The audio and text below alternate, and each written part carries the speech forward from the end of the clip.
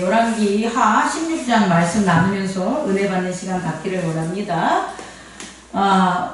우리 계속 열왕기 하에서 반복되고 있는 그 주된 게 하나님 보시기에 악을 행하는 자와 하나님 보시기에 정직한 자가 기록되어 있고요. 또 하나는 산당을 부수는 자와 산당을 부수지 않는 자로 이렇게 나눠져 있어요.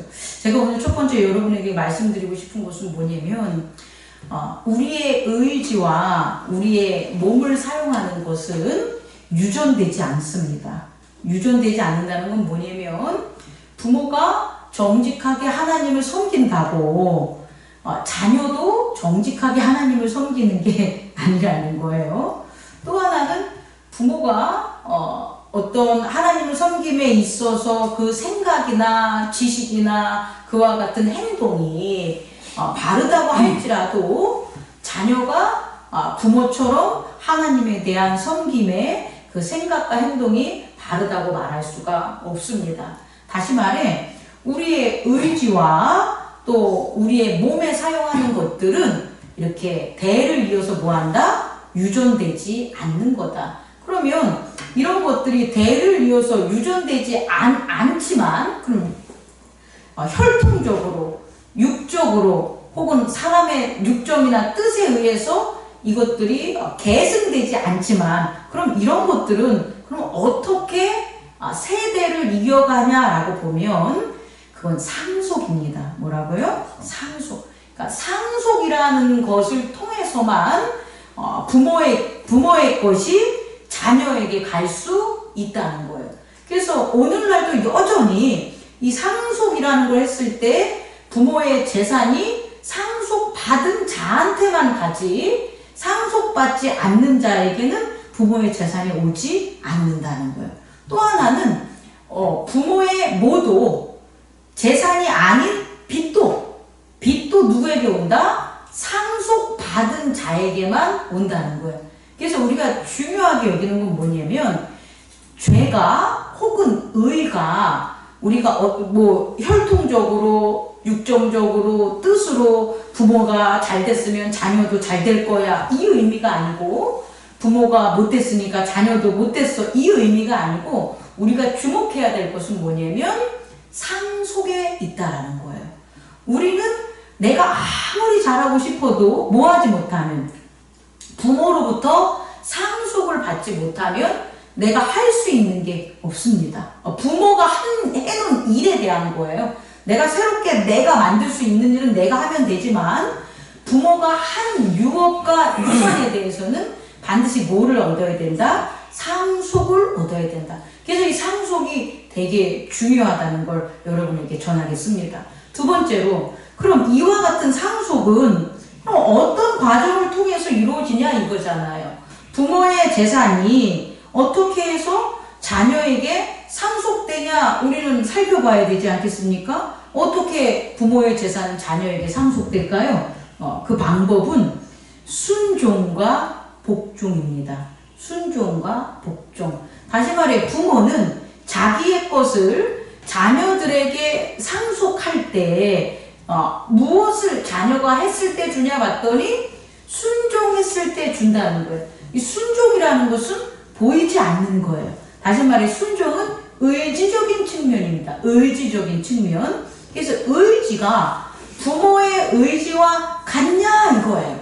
5 자녀가 있는데 부모님 농사를 짓고 있어요. 그리고 그 부모는 이 농사, 이 땅이 하나님이 주신 나의 생명과 같아 라는 그와 같은 의지를 가지고 있어요. 근데 5 아들 중에 첫째, 둘째, 셋째, 넷째는 상업을 하고 공부를 하고 군인이 되고 이런 걸 원하는데 마지막 아들은 농사, 아버지의 의지와 동일하게 이 농사 짓는 게 나의 생명이라고 생각해요. 그러면 누가 아버지의 말씀에 순종할까요? 막는 거예요. 그 순종하는 이유가 뭐냐면 의지가 같기 때문에 순종을 하는 거예요. 근데 의지가 같지 않으면 내가 아버지를 섬기고 아버지를 좋아하고 아버지가 참 나를 갖다가 위에 준 것들이 좋아. 다 인정을 해요. 그런데 불순종함이 있다라는 거예요. 예를 들어서 땅을 팔지 않고 농사를 짓는 그런 일이 벌어질 거잖아요. 왜? 아버지가 이제 돌아가시면. 그러면 내 아들은 자기들의 유익성과 의지에 따라서 그 땅을 뭐 하기를 원하겠어요? 팔기를 원한다는 거예요. 그런데 의지가 같았던 막내 아들은 그 땅을 뭐 하는 거예요? 지키는 것을 원하겠죠. 다시 말해 순종은 여기에 있다는 걸 꼭 깨닫는 저와 여러분 되기를 원합니다. 순종은 아버지의 의지를 아들의 의지가 같게 여기는 게 순종이에요. 그러니까 법이에요. 그렇다면 우리는 순종한다는 것에 있어서 우리가 알 수 있는 것은 순종은 어디의 차원이냐? 의지의 차원이고, 의지라는 것에 있어서는 그 의지는 뭐가 만드냐? 법이 만드는 거다. 그렇다면 하나님에게 우리가 순종하지 못한다, 불순종한다 라고 생각한다면 그건 뭐가 되는 거예요? 의지라는 거예요. 의지. 여러분 이걸 꼭 깨닫는 저와 여러분 되기를 원합니다. 다시 말해 하나님과 불순종하는 게 있다면 그건 누구의 의지다? 내 의지다. 그리고 그 내 의지는 하나님과 내가 다르다는 법을 나타난다라는 것을 깨닫는 저와 여러분 되기를 원합니다. 그럼요. 하나님의 법은 뭘까요? 라고 우리는 알아야 되겠죠. 하나님의 의지는 뭘까요? 라고 하면 그동안 제가 여러분에게 누누이 강조한 그리스도의 의지, 이타적 의지가 되는 거예요. 자기 희생의 의지. 자기 희생의 의지를 하나님은 하나님의 의지로 작용하고 있어요. 그런데 우리들은, 인간들은 뭐가 되는 거예요? 자기 희생의 의지가 없어요. 이유는 하나예요. 창조주가 아니니까. 창조주만이 스스로 생명을 가지고 있기 때문에 자기 희생을 할 수 있는 거예요. 자기 희생을 해도 죽지 않아. 자기 희생을 해도 사망하지 않아. 그건 창조주의 유일한 권능, 창조주의 증명된 거예요. 그러면 창조주가 아닌 피조물은 아무리 좋은 환경에서 태어나고 아무리 좋은 목적으로 태어난다고 해도 피조물이라는 거예요. 그래서 피조물에게는 뭐가 없다? 자기 희생의 이타적 의지가 없는 거예요.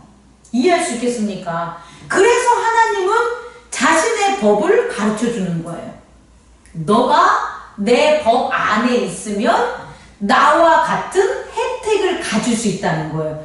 너는 피조물이기 때문에 자기 희생의 이타적 의지가 없지만, 그래서 너가 법을 나에게 불순종할 수 있는 그와 같은 의지가 있지만, 뭐 한다면, 내 법을 따른다면, 내 의지 안에 있다면 너는 자기 희생은 못할지언정 뭐는 하지 않게 만드냐? 남을 희생하게 하는 것은 막을 수 있다는 거예요. 여러분 이거 이해할 수 있겠습니까? 창조주라는 의지에 우리가 있다라는 것 자체가 창조주와 같아지는 건 아니에요. 왜? 피조물이니까. 그런데 그럼에도 불구하고 창조주의 법에 있으면 이타적인 행위는 못한다 할지라도 뭘 막을 수가 있다? 이기적인 의지를 작용하는 것을 막을 수 있다는 거예요. 이 이기적 의지의 작용이 막아지면 죄가 안 짓게 되는 거예요. 죄를 안 짓게 되면 계속해서 하나님의 이타적 의지 안에 거할 수 있다는 거예요. 그런데 이기적 의지가 작용되는 것, 다시 말해 하나님의 법을 지키지 않으면 이기적 의지가 작용하기 때문에 뭐가 생겨요? 죄가 생기기 때문에 더 이상의 하나님의 이타적 의지 안에 거할 수 없다는 거예요. 하나님의 긍휼과 자비 안에 거할 수 없다는 거예요. 그래서 하나님이 우리에게 뭐 하라는 거예요? 순종하라는 거예요. 근데 순종하라고 할 때 반드시 뭘 주냐? 하나님의 법을 주신다는 거예요. 하나님의 법을 깨닫게 해준다는 거예요. 예수 그리스도의 의지의 순종에 있어서 하나님께서 예수 그리스도에게 허락한 게 성령님이세요. 예수 그리스도에게 성령의 법이 없었다면 저는 예수님의 그 몸이 예수 그리스도의 의지는 있지만 그 몸이 마리아에서 태어난 그 몸이 요셉의 의지를 따르는 일이 벌어질 수 있다고 봅니다. 우리도 마찬가지예요. 우리도 우리에게 하나님 예수 그리스도에게 순종하고 하나님에게 순종하라는 게 강요적으로 하지 않아요. 그분이 그 순종할 수 있는 걸 허락한다는 거예요. 그 허락하신 게 뭐냐면 첫째는 예수 그리스도의 의지를 갖다가 그 의지로 우리의 죄를 뭐 한 거예요? 사해주는 거예요. 우리 안에 있는 죄를 사해준 게 예수 그리스도의 희생의 의지가 되고 그 죄가 사함으로 뭘 볼 수 있냐? 성령의 법을 볼 수가 있다라는 거예요. 이타적인 하나님의 의지가 작용하는 성령의 법을 우리가 볼 수가 있기 때문에 우리가 살아가면서 뭐 할 수가 있다라는 거예요. 죄를 짓지 않을 수 있다라는 거예요. 이기적인 행위를 하지 않는 거예요. 이기적인 행위를 하지 않는 게 이타적인 희생을 하는 건 아닙니다. 그러니까 교회 내에서 교인들이 하나님의 자녀로 세례를 받고 교회 활동을 하면 의로운 하나님의 자기 희생은 못할지라도 뭐는 한다는 거예요. 죄는 안 짓고 살아갈 수 있다라는 거예요. 죄를 안 짓고 살아가니까 하나님의 긍휼과 자비인 은혜 안에 경험할 수 있다라는 것을 깨닫는 저와 여러분 되기를 원합니다. 이게 순종, 의지적 차원에서의 순종이다. 또 하나는 복종이 있습니다. 복종은 눈에 보이는 거예요. 감춰져 있는 내면이 아니라 직접적으로 눈에 보이는 몸의 사용에 있어서 복종이 나타나는데 이 복종은 몸의 사용을 타인의 생각과 동의하다라는 거예요. 다시 말해 내가 내 몸을 사용하는데 타인이 하라는 대로 타인의 행동에 나의 행동도 동의해 라고 나오는 게 뭐가 되는 거예요? 복종이 되는 거예요. 그래서 이 복종은요 여러 가지를 통해서 이루어져요. 왜냐면 생각을 통해서 몸이 동의하는 거잖아요. 그래서 힘에 의해서도 저 사람이 힘이 세! 그러면 우리의 생각은 어떻게 해요?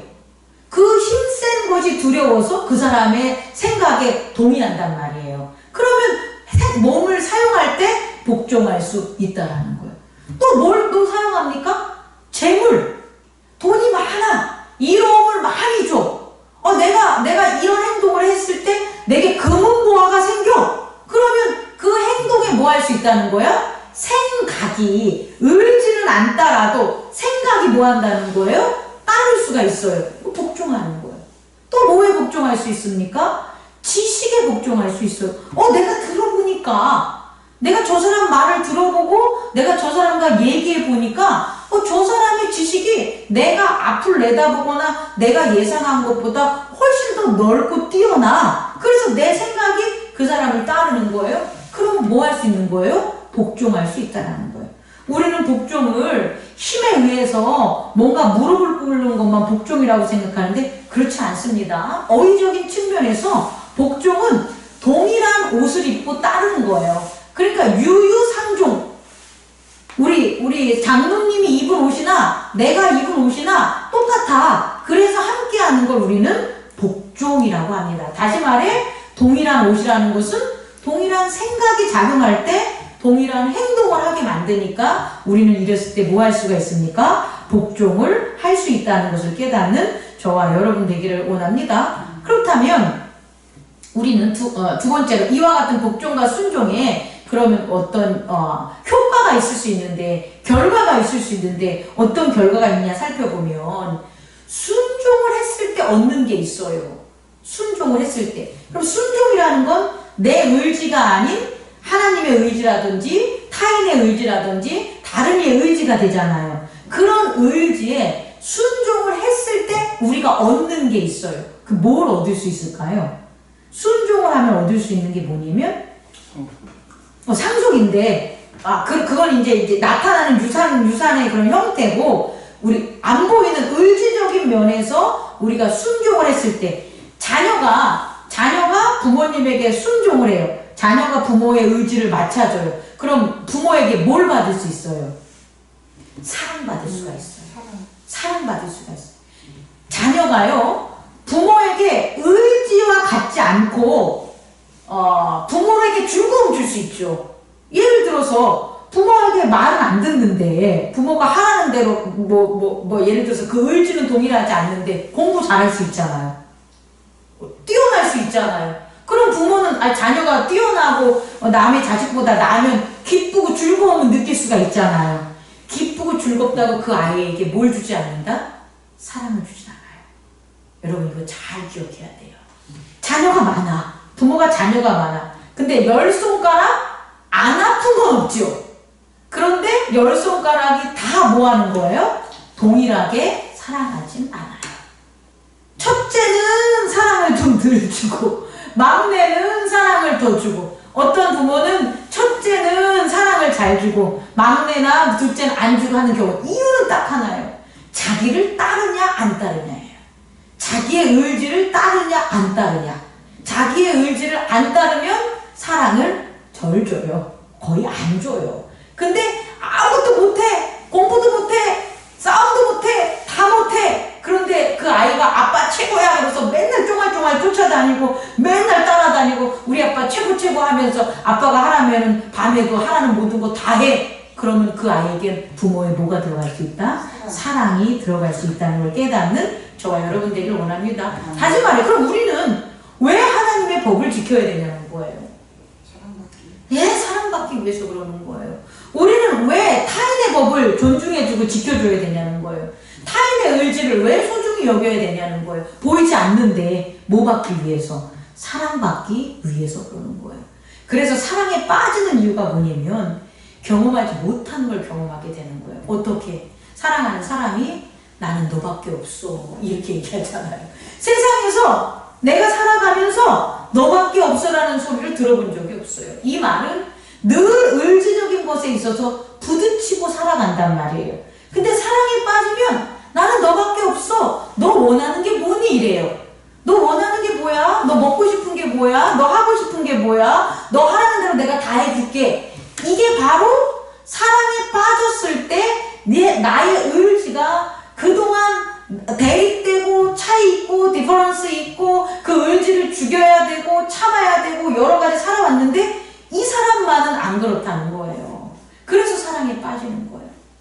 사실 예수 그리스도도 마찬가지라는 거예요. 예수 그리스도 우리에게 왔었을 때 너 원하는 게 뭐니 물어봅니다. 내가 원하는 게 너 병 낫는 거야. 내가 원하는 게 너 제사해 주는 거야. 아니에요, 여러분. 병든 자들, 처음 만나는 자들, 전도하는 곳에 다 가면서 예수님이 뭐 말합니까? 너 원하는 게 뭐야? 네가 원하는 거 내가 들어줄게. 그랬을 때 낫기를 원합니다. 그의 의지대로 했을 때 뭐 하는 거예요? 그의 의지를 회복시켜 주는 거예요. 다시 말해 예수님은 우리에게 뭘 주러 왔냐? 사랑하러 왔다는 거예요. 사랑하러 왔기 때문에 그의 의지를 뭐 하는 거예요? 존중해주고 지켜줬다는 걸 깨닫는 저와 여러분 되기를 원합니다. 다시 말해 의지가 같아진다는 건 서로 뭐 하는 거다? 사랑하는 거다. 그래서 그 안에는 긍휼과 자비, 불쌍함이 느껴지고 얘가 잘못을 하고 못한다고 해도 한도 끝도 없이 계속해서 내가 가진 것을 줄 수 있는 것, 그게 긍휼과 자비라는 사랑이라는 걸 깨닫는 저와 여러분 되기를 원합니다.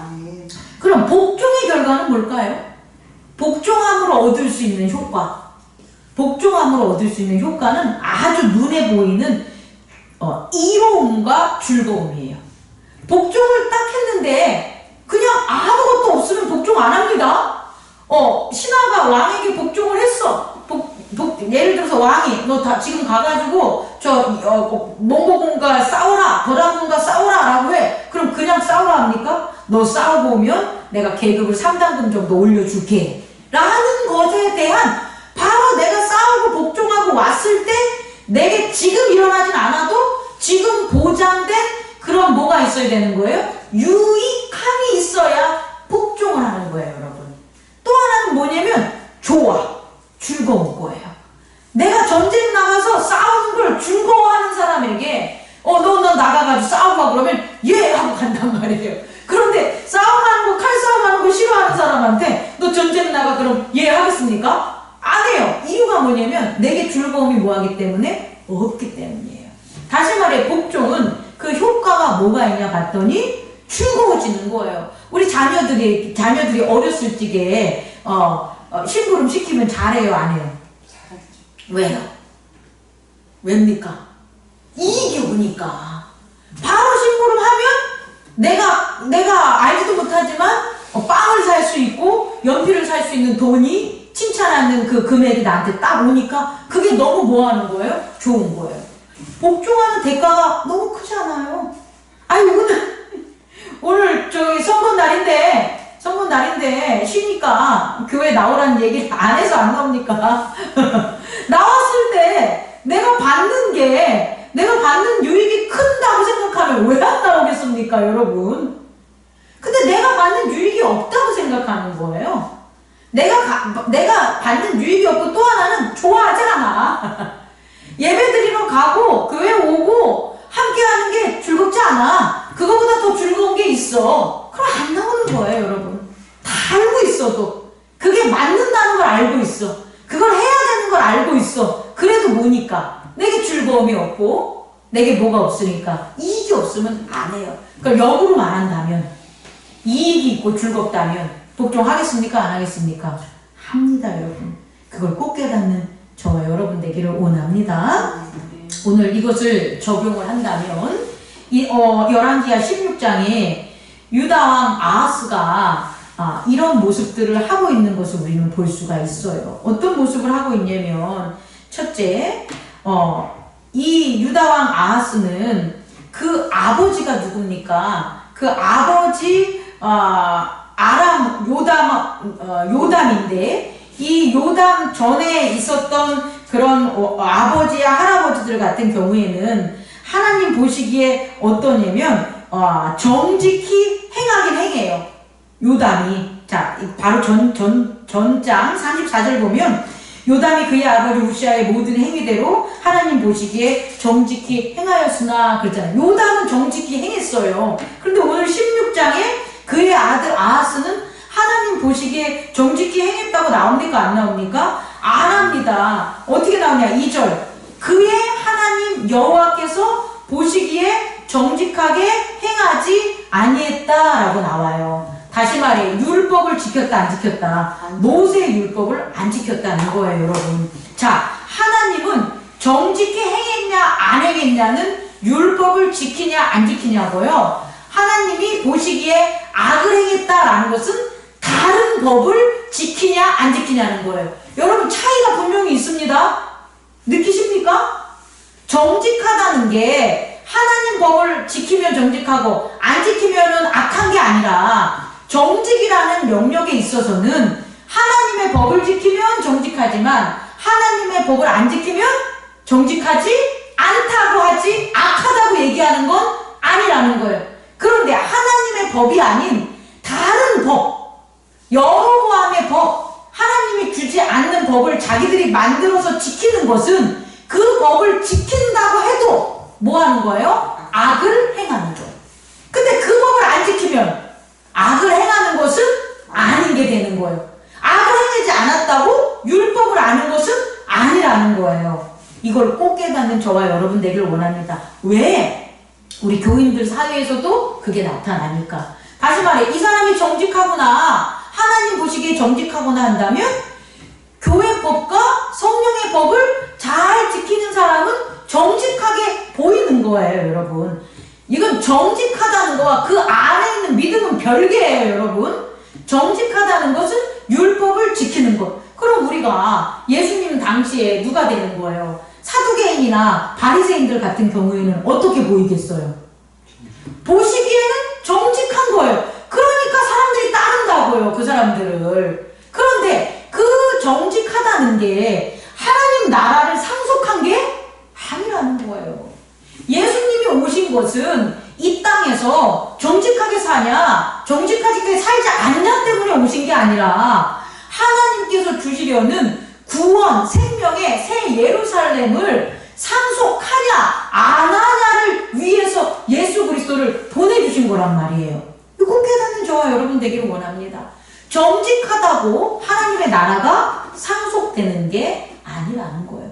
다시 말해, 요담은 정직했지만 그의 아들 아하스가 정직하지 못한 것은 율법이 아하스에게 상속되지 않았다는 거예요. 그럼 왜 율법이 상속되지 않았을까를 생각해보면 제단의 산당이 어떻게 되는 거예요? 세워졌기 때문인 거예요. 산당이 세워졌다는 것은 의미가 산당만 부수지 않은 게 아니라 하나님께 드려지는 예배가 회복되지 않았다는 거예요. 거룩한 예배가 없다라는 거예요. 엘리야와 엘리사 때도 산당이 있었잖아요. 그런데 산당에서 아무리 수백 수천 명이 이방신을 섬기는 제단을 섬겨도 누가 살아있었기 때문에 엘리야와 엘리사가 하나님이 받는 제단을 쌓기 때문에 상속될 수 있다고요. 이해할 수 있겠습니까? 그럼 산당을 부수라는 이유는 그 산당이 있어서 하나님께 드려지는 거룩한 예배가 방해되기 때문에 산당을 부숴버리라고 한 거죠. 그게 있으면 유산과 유업이 이루어지는 상속이 막히기 때문이라는 것을 깨닫는 저와 여러분 되기를 원합니다. 근데 더 나아가서 이 아하스는 하나님 보시기에 아빠가 행한 정직한 대로 율법도 안 지켰는데 또 뭐 했냐? 이방신들과 가증한 자들이 하는 그런 종교적인 풍습뿐만 아니라 문화, 경제, 정치를 받아들였다는 거예요. 지금 여기서 가증한 일에 따라 자기 아들을 불 가운데로 지나가게 했다라는 게 종교적으로 이방신에 대한 걸 따르는 것도 되지만 실제적으로는 문화적인 게 될 수가 있는 거예요. 예를 들어서 문화적인 뭐가 되는 거예요? 굿, 행위들, 이걸 우리는 문화, 전통, 컬처라고 하잖아요. 우리가 전통이나 문화적인 것들을 봤을 때 그런 것들에는 종교적인 의식이나 예배는 따르지 않지만 결국은 이방신과 하나님을 부정하는 그런 어떤 행위적인 어떤 정신들이 거기에 들어가 있어요? 안 들어가 있어요? 들어가 있잖아요. 그것을 누가 한 거예요? 아하스가 한 거라는 거예요. 여러분 이것을 꼭 깨닫는 저와 여러분 되기를 원합니다. 더불어 얘가 한 게 뭐냐라고 봤더니 하나님을 섬기는 제단의 방법을 어느 나라 아수르 왕의 그 찬란하게 발전된 그대로 받아들여 가지고 어떻게 하는 거예요? 자기의 제단에 적용시키고 변질시키는 일을 누가 한 거예요? 아하스가 했다는 걸 우리는 깨달을 수 있습니다. 주는 사람이 있다 없다? 없다. 하나님의 법을 가르쳐 주지 않으니 그의 의지가 하나님의 의지에 순종하겠습니까? 순종하지 않죠. 그러니까 어떤 의지가 강해지겠어요? 이기적인 의지가 강해지겠죠. 자기를 희생하는 이타적인 의지가 아니라 이기적인 의지가 강해지니까 다른 모든 15절에 일어나는 번제물, 소제물 이런 것들은 다 이방신이 하는 대로 따르게 하고 오직 놋제단은 내가 주께 몇 줄 일에만 쓰게 하라. 이거 얼마나 이기적입니까? 크고 영광스러운 것은 다 지맘대로 하고 오히려 아주 작은 부분에 있어서 뒷공문에서 빠져나갈 그런 것만 이기적으로 이렇게 남기는 것을 우리는 볼 수가 있다는 거예요. 이 의지적인 측면에서 불순종하는 모습을 우리는 보게 됩니다. 또 하나는 뭐가 있습니까? 왜 도대체 아하스 왕이 이렇게 이런 일들을 했냐는 거예요. 여호와 보시기에 정직하지 못한 그런 법을 따르고 그리고 왜 거룩한 제단을 원래 이렇게 다시 회복시키려고 하지 않을 뿐더러 오히려 더 훼손시켰냐는 거예요. 뭐 때문에? 그가 복종했기 때문에. 뭐에 복종했습니까? 아수르 왕이 복종한 거예요. 힘에 복종한 거죠. 먼저 아람과 이스라엘이 침범했을 때 자기가 못 이기니까 아람왕 르신과 이스라엘을 쳐부시기 위해서 누구의 힘을 요청한 거예요? 누구의 힘? 아수르의 왕의 그 힘을 요청해서 살아났잖아요. 그리고 사울도 그 힘을 요청해서 살아나서 그곳을 가봤더니 그 아수르가 엄청난 대제국과 번성된 문화와 그 영광들을 보잖아요. 그 보니까 그것들을 유다에 가져와서 접목시키면 우리도 어떻다는 거예요? 우리도 강해지고 편안해지고 유익할 수 있겠지라고 해서 복종하는 모습을 확인할 수 있다라는 거예요. 결국 우리도 마찬가지입니다. 말씀을 마치겠습니다. 우리가 하나님께 순종하지 못하는 이유가 있다면 그것은 하나님의 법을 모르기 때문이고, 그 하나님의 법을 모르는 것, 아무리 가르쳐줘도 몰라. 2000년 동안 가르쳐줘도 몰라. 2만 년 동안 가르쳐줘도 몰라. 그 이유는 이기적인 의지 때문이다. 이기적인 의지를 내려놓지 못하면, 예수 그리스도의 보혈로 씻겨지지 못하면 아무리 하나님에게 순종하고자 해도 그의 법, 하나님의 의지를 모르기 때문에 자기의 의지와 합할 수 없어서 순종하지 못하는 걸 깨닫는 저와 여러분 되기를 원합니다. 그렇다면 우리가 하나님께 순종하려면 가장 중요한 건 내가 죄인이라는 것에 대한 날마다의 인정이 필요하고, 그 죄인으로 인정하라는 게 아주 죄를 져가지고 디플레스 하면서 어떤 막 억눌려가면서 살아가는 소리가 아니라 그 죄를 고백함으로 그 죄를 씻김받는 그리스도 안에서의 정화 작업이 우리에게 이루어져야 된다. 그래야만 하나님의 말씀에 뭐 할 수가 있다? 순종할 수 있다. 의지가 같아질 수 있다는 걸 꼭 깨닫는 저와 여러분 되기를 원합니다. 또 그 다음에 할 게 복종이라는 거예요. 복종은 하나님의 크신 것들, 하나님의 힘, 하나님의 큰 재력이라고 하면 우습지만 하나님의 그 보화, 천국에 있는 그 놀라운 그런 보화, 그리고 하나님의 광활하신 그런 지식, 지혜, 그것을 우리가 알고 체험해야지만 뭐 할 수가 있다? 복종할 수 있다는 것을 깨닫는 저와 여러분 되기를 원합니다. 예전에 장로님이 하신 말씀, 질문, 또 우리 전도사들이 하는 질문이 있어요.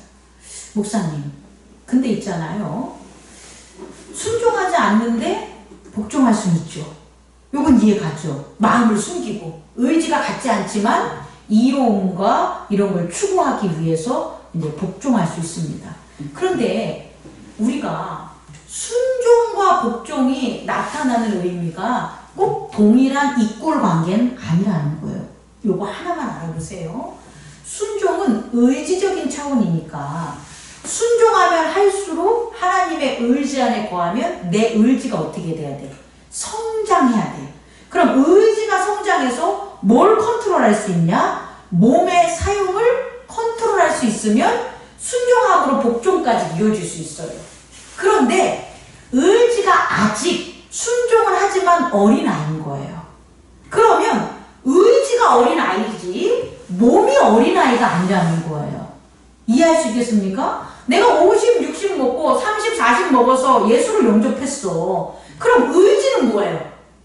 죄에서 바로 씻김을 받았으니까 어린아이잖아요. 처음으로 내 의지를 내려놓고 순종할 줄 아는 거잖아요. 그런데 내 몸의 사용은, 내 생각은, 내 지각은 어른이잖아요. 그러면 의지가 몸의 사용을 컨트롤할 수가 없어요.